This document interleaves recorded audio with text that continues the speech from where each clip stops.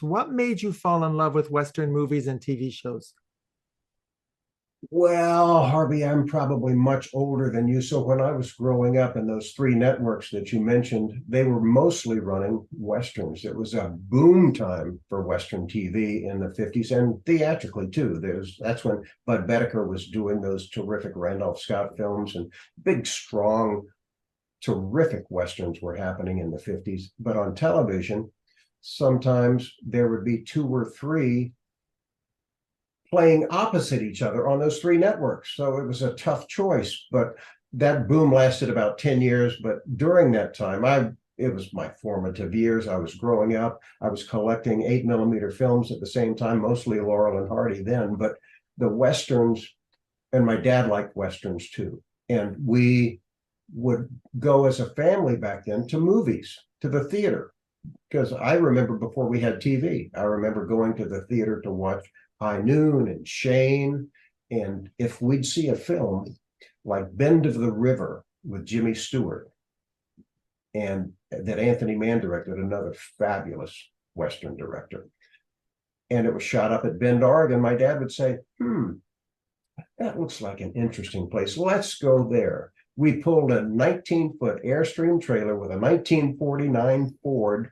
And my dad was an adventurer anyway. One summer, as you know, we went to Monument Valley in 1955. And on the Navajo Reservation, a guide said, they're shooting a John Wayne movie, to my dad.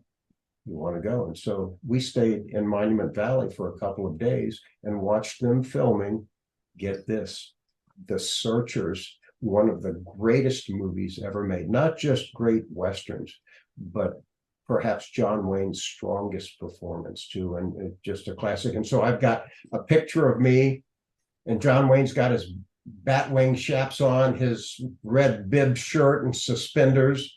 And my dad says, can I have my son taking a picture with you? And he goes, well, yeah, bring him on over. And he sticks out his hand, which was huge. And I put my little hand in it, and I'm wearing a Fess Parker Disney Davy Crockett t-shirt.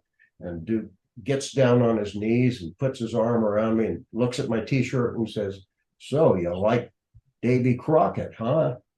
And I go, yeah. And I'm thinking, he's talking about Fess Parker. I love that. He's thinking about making his movie, The Alamo, that had been a dream project for years, and he hadn't quite done it yet. But that was a thrill, certainly a thrill for me. Everybody's so jealous of that photo too.